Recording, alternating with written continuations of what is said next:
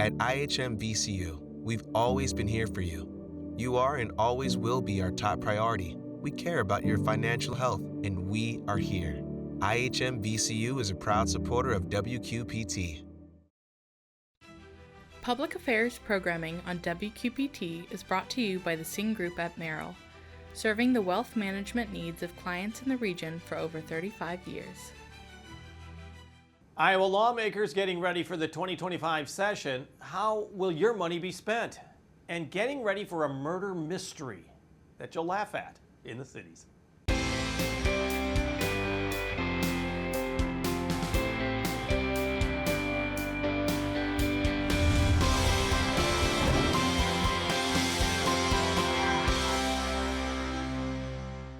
Iowa lawmakers will open the 2025 session on Monday, January 13th. Republicans will have supermajorities in both houses. There's a Republican governor and a conservative-leaning state Supreme Court, a political trifecta in Iowa. Iowa Republicans are already forecasting a bit of what's to come regarding taxation, budgeting, education, and social issues. And we talked with Bettendorf Republican State Representative Gary Moore, who's also the chair of the House Appropriations Committee. The Iowa Revenue Estimating Conference is projecting that Iowa will bring in $687 million less. Not unexpected, but still a sizable figure. Right. That's right, Jim. What are you going to do? Well, let me say this was planned.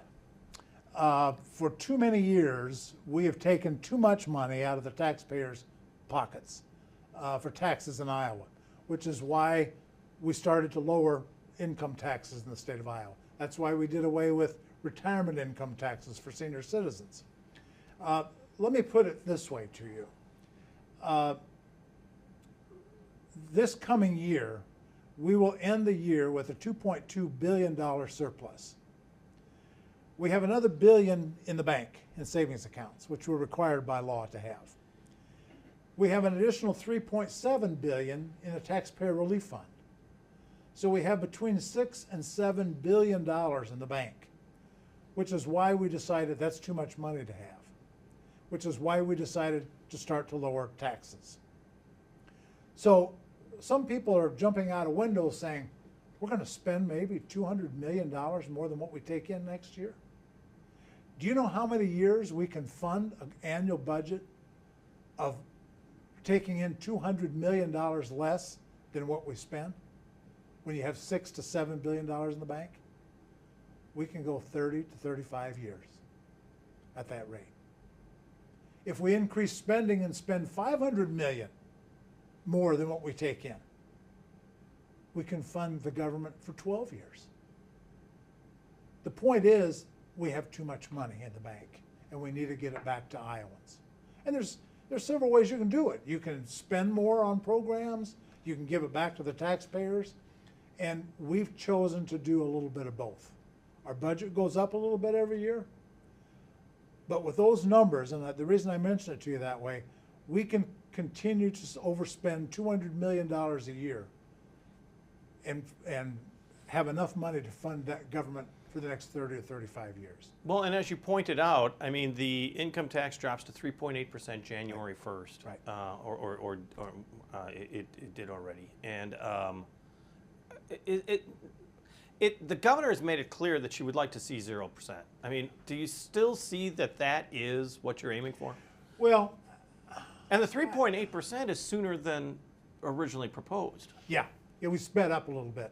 Again, when you have $6 to $7 billion in the bank and you have a $9 billion budget, that's too much of the taxpayers' money to have in reserves, which is why we're doing all of this. As far as doing away with income taxes, let me put it to you this way, and I've heard the governor say that.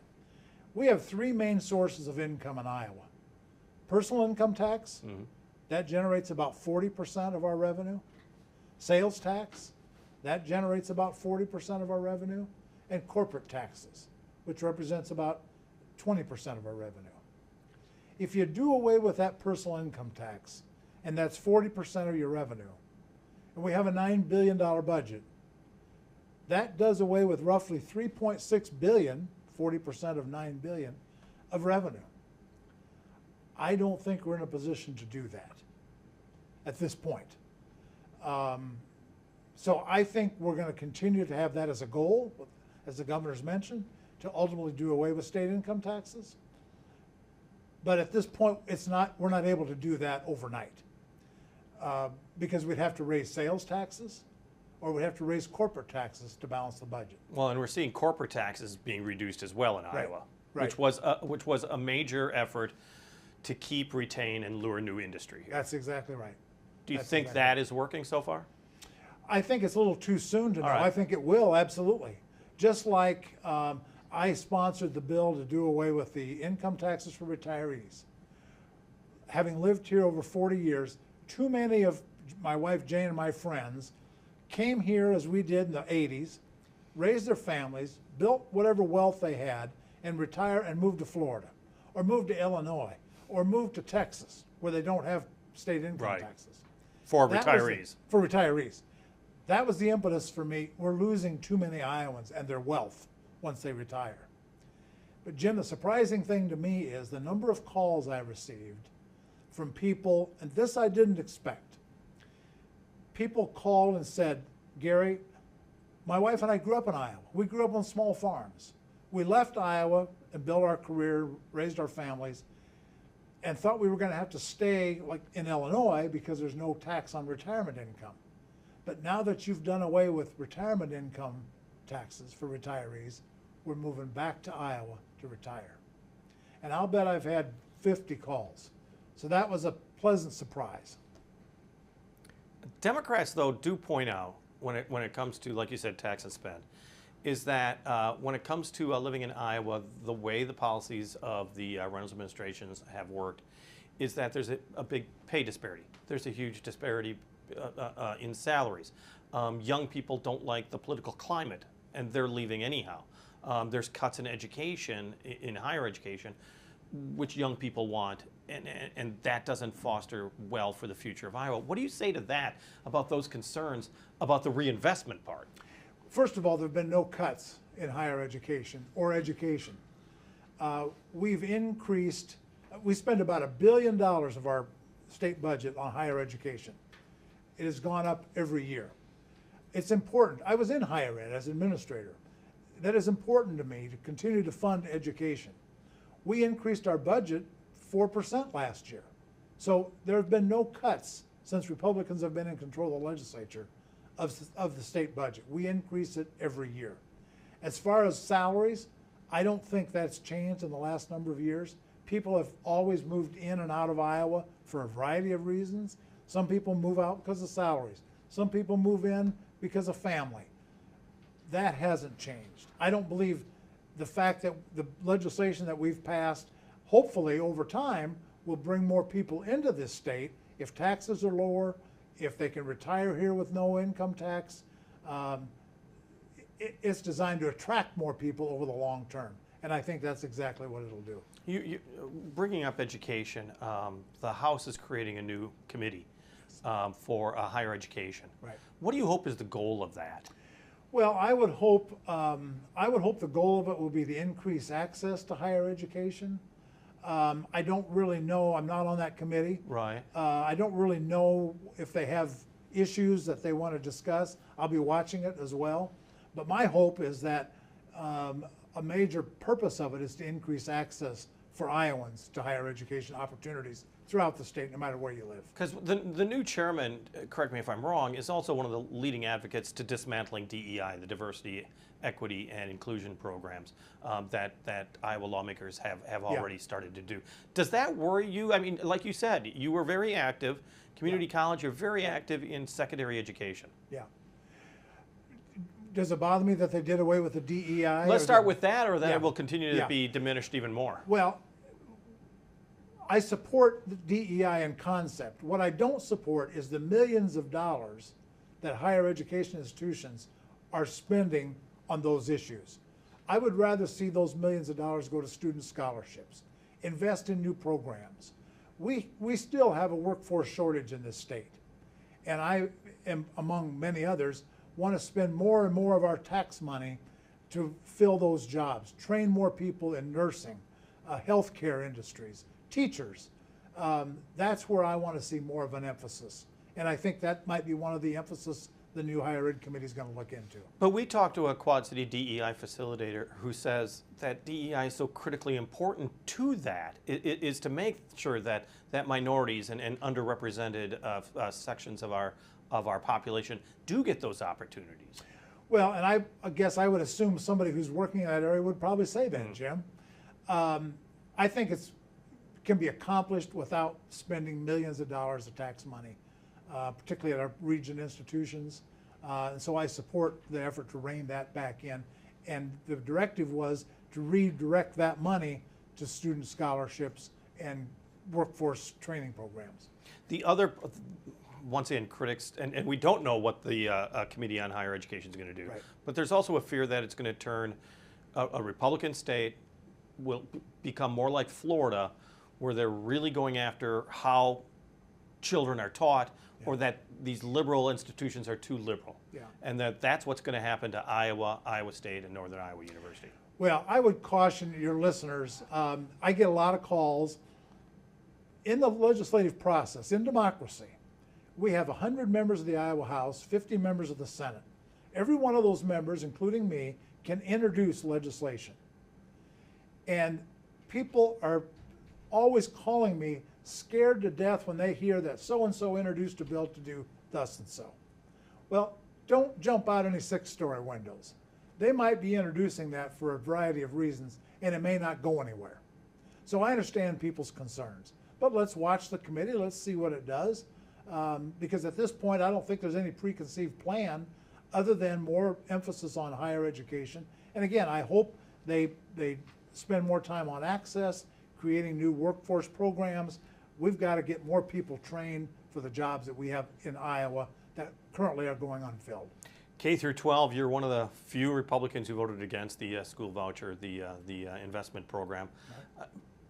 And you're seeing some of the ramifications of what's going on. You're seeing local public schools really worried about a loss of students and a loss of income. Are you still waiting for that to fully play out, or do you see damage already occurring? Well, I voted against that bill for a number of reasons. I represent Pleasant Valley school districts, Bettendorf school districts. So most of the parents in my district send their kids to public schools. I have a large contingent of parents who send their kids to private schools. But the vast majority of my constituents that called me on that issue basically said, Gary, please vote no. We don't want our tax money going to private schools. And so trying to represent the majority of my students, that was a major reason I voted no. I think it's still too soon. I mean, the ESA, Educational Savings Account program, won't be fully implemented until after next year. And so we're still in the process of implementing that program. I think it's going to take some time to know. My other concern is certainly about the cost.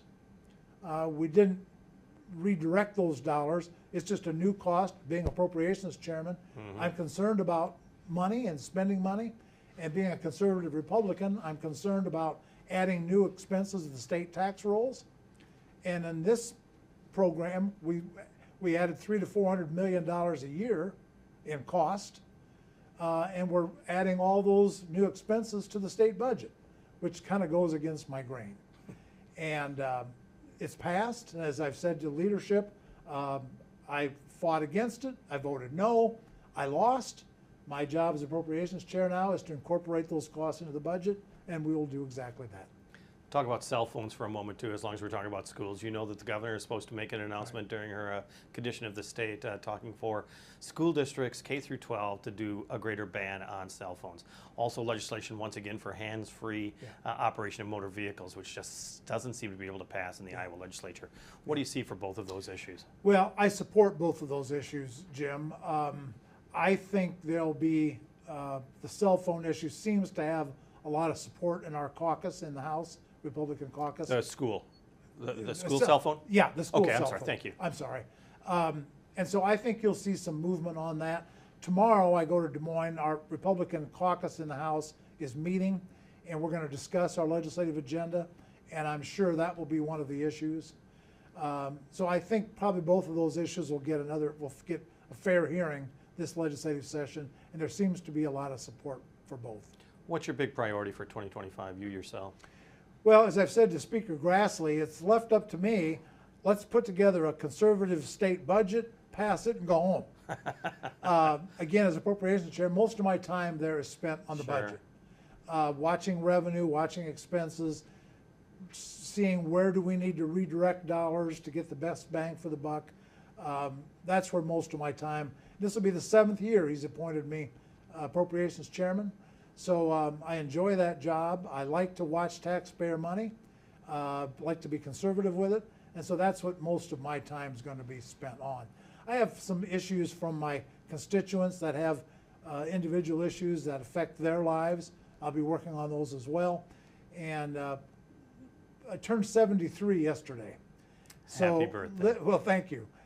Just listening to the debate about Iowa and the future of Iowa and what do we need to do to change to make Iowa better is one of the most enjoyable things I do in the legislature every year. But as you well know, with a supermajority with Republicans, you're going to get those bills, and a lot of people are worried that that Iowa's just going to turn further and further conservative. Does that bother you when it comes to the social issues? Because, like you said, No. you're a dollar and cents man. Yeah. No, because again, as I mentioned, all 100 members introduce bills. And there'll be some bills that I'll look at and I'll think, no way, I can't support this bill. And so what I say to your viewers is just be patient, because many of those bills that people are most concerned about don't really ever go anywhere. There's 1,000 ways to kill legislation in the legislature. A committee may not pass it, a subcommittee may not pass it, it may pass the House, but not pass the Senate. It may pass both, and the governor may veto it. So there's a long way between where we are now and getting some of those bills that scare people enacted. Most of the time I've found 85–90% of them just die on the vine. They don't go anywhere. Iowa Republican State Representative Gary Moore of Bettendorf, chair of the Iowa House Appropriations Committee. Well, we're already reaching mid-January with plenty of winter activities still ahead of us. And here's some great ideas that will let you enjoy the outdoor as well as the indoor events in our area, thanks to Visit Quad Cities. Check out the things to do this week in the Quad Cities. Start off with learning how to play hockey at the River's Edge on January 13th. Then you can enjoy a Sherlock Holmes mystery on January 15th at the Circa 21 Dinner Playhouse. Next, watch Hadestown at the Adler Theater on January 15th. Then you can get some laughs in at the Tomfoolery event at the Renwick Mansion on January 17th. Finally, enjoy Barbie Night at the Storm hockey game at the Vibrant Arena at the Mark on January 18th. For more events like these, check out our events calendar at visitquadcities.com. Circa 21 has finished its holiday performances and is ready to stage fresh performances for 2025. Whether it's at the downtown Rock Island Playhouse or at its neighboring Speakeasy stage, Brett Hitchcock of Circa 21 joined us with a preview of what we can expect this year. Tell me what the holiday season was like. I mean, because like December, you guys are crazy, Yeah. and now that that's over, Yep. is it like a breath of fresh air now? You know, it's so exciting to have all of those people come in during the month of December. We're used to it. There's such a buzz in the theater that it's always a really magical time. But it's also nice to have a little bit of a break in a sense, you know, because we're going full, we're full performances. Absolutely. We've got multiple shows going that are both doing well. And so it's nice to kind of get a little bit of a breather, but we don't want too much of a breather. You know, we want people to still come, but and we've got some really good things coming up after, that we're into now with Baskerville coming up. That's And, what I was thinking. Is yeah. that, I mean, because we get done with the holidays, Yep. and all of that, the music, the pageantry, and all that, and now you're going to commit murder. Now we're going to commit murder. That's right. We go from Miracle on 34th Street, Yeah. which is this family thing. Now we're going to go to a murder show, right? What is Yeah. wrong with you at Circa 21? So January 15th is when you're opening up, Yeah. and it's Baskerville, a Sherlock Holmes mystery. Correct. Which sounds like it is just like the movie, and it ain't. No. Because it's a comedy. I think is a this is comedy. amazing. Yeah. So the gentleman that adapted this, we've done several of his shows before. People really enjoy it a lot, and so it's going to be the storyline's similar. It's still about the Baskerville family getting picked off, and Sherlock Holmes is there and is going to solve the case. But it's really unique in a sense too, Jim, that there's only 5 actors in the show. But these 5 actors are doing almost 40 characters, and so it's just rapid fire in and out, different costumes, and our costume designer's going crazy for this, but there's going to be so many costumes, and I think it's just going to be a really fun, kind of lighthearted show that the audience can kind of play along with. Now, you love casting this, and it's a mix of local and people from out of town, Correct. all professionals. Yep. Is there a certain challenge? Like you said, a couple of the characters play a number of characters. Yeah. Is there a certain challenge to it that they appreciate or they look forward to? I think that there is, yeah. I think that it's something, it's different, it's not the same thing, and it's completely different than what they're used to. And I think they appreciate it. I think in rehearsals maybe it's a little bit nerve-wracking to get this down and get the costume changes down. And our costume designer is going to do an amazing job with this, but he's got his hands full right now too with all these costumes. But I think it's going to be a wonderful show. And we're really fortunate in the fact that Dr. Corey Johnson, who was on the longtime staff member of St. Ambrose University, is coming back. She now lives in northern Minnesota. She's coming back to direct it for us again, and I think she's going to do an amazing job and knows our space very well, knows how to play within that room, and so I think she's going to do a great job with it, and should be a wonderful show. That sounds like fun. That's on the main stage. You Yep. also have so much going on at the Speakeasy. Yeah. One of them, you always have Viva La Divas. Yep. And that's January 10th, February 7th, and March 7th. Yep. That really has caught on. It really has. I really feel like that in a sense the Speakeasy kind of brought drag to the mainstream, because before we started doing it, it was mostly just in the alternative clubs around town, and a lot of those have gone away now, and there just wasn't a forum for this or a venue to do this in, and so we started doing it about a decade ago, and it's been very, very well received. I mean, yes, we have some comments of some people that don't appreciate it, and that's fine. I mean, I think that's probably with anything you do, but we have, after a decade, we're still doing shows and we're still selling out shows, and I think that people really enjoy it. And it's I think that what happens is you get people that'll come in. It's mostly heterosexual women. That's who we go after. Every once in a while, there'll be a boyfriend or a husband that will come, and they'll, for the first hour before the show starts, they'll come in and they'll sit down. They won't look either direction. They'll look straight ahead, like with their blinders on. They might have a beer, and they're probably thinking, "What in the world did she bring me? What did she bring me to?" But once you see that, there's nothing offensive in it. They're not pushing a lifestyle or pushing anything. It's just about glitz and glamour and a good time. And oftentimes we find that some of those same guys that may be sitting on their hands during that first hour, by the end of the show are up and they're tipping the performers as well. So it's not threatening. It's a good time. So. Well, and Speakeasy is just an interesting concept for you because it's a smaller venue, Yeah. so you can do stuff like improv, because that's always been a big home for improv in Quad Cities, and that's continuing. But you're also doing programs such as Misery from Stephen King. Absolutely. The famous movie that we always remember, what had Kathy Bates and what's James Caan. James Caan. Thank Yes, you. I yes, had it earlier. Yep. And that's coming up February 21st through the 28th. It is. I would expect that really to be an interesting stage to put that on. Yeah, it's the Speakeasy is a much smaller space. Circa we seat about 320. The Speakeasy seats about 125, and it's one small room. It's one long room. It's not narrow. tiered. Yeah, it's not tiered the way Circa is, and it's much more narrow. And so a lot of these kinds of shows play really well on that stage. We do the Rocky Horror Show every October. That's a cast of 10. I mean, and that's a lot going on there, but that stage can handle that. We did a comedy over the holidays this year called Who's Holiday, which was based on Cindy Lou Who, now grown up, and she's had a rough life. She's likes her drinks and likes her medicinal drugs, and had a rough go Poor of it. Cindy. Poor Cindy Lou Who. Yeah, So, but that show did really well for us too. But it's things that we try to do in there that we probably could not do at Circa. Right. Stuff like Rocky Horror. We couldn't do that at Circa. Certainly not. Misery. That's certainly not one that we could do at Circa. So it's not at a dinner theater. No. So we're trying to find, as you mentioned a moment ago, the Speakeasy is kind of branded to be a bit more edgy. Right. you know, and that 21 to 50-year-old that want to come in and have a good time and party. And that's kind of how we program it. And so, you know, Rocky Horror fits that mold. You know, the Who's Holiday Comedy did. Misery fits that mold. So we're not going to be doing more mainstream things in there like your Sound of Music or your Fiddler on the Roofs or shows that people have heard of. But some of these edgy kinds of theatrical pieces that you don't see a lot around that are what really fit into the business model for that space.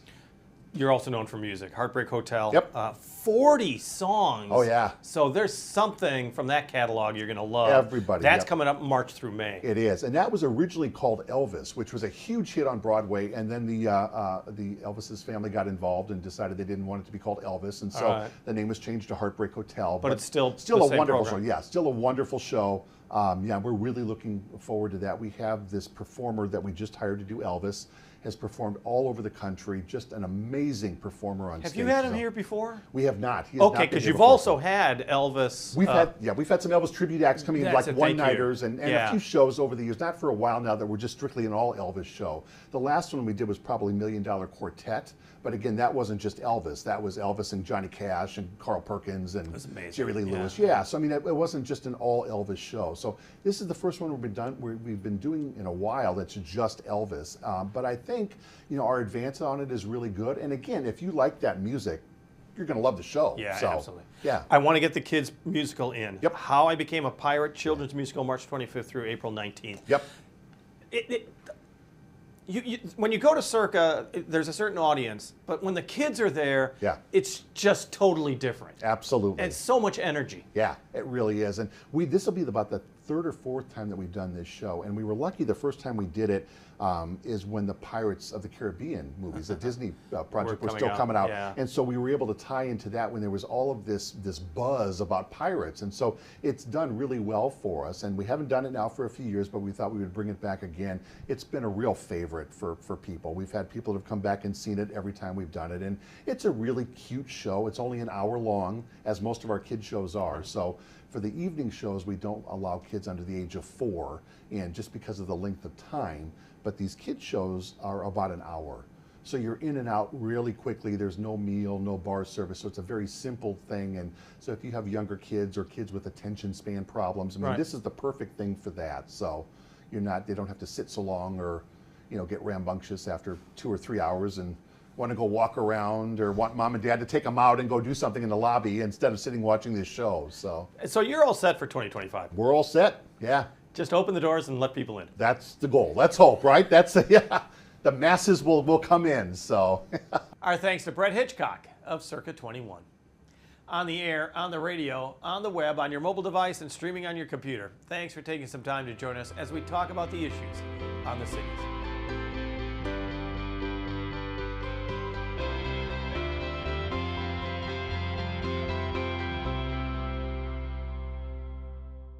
At IHM VCU, we've always been here for you. You are and always will be our top priority. We care about your financial health, and we are here. IHM VCU is a proud supporter of WQPT. Public Affairs programming on WQPT is brought to you by the Sing Group at Merrill, serving the wealth management needs of clients in the region for over 35 years.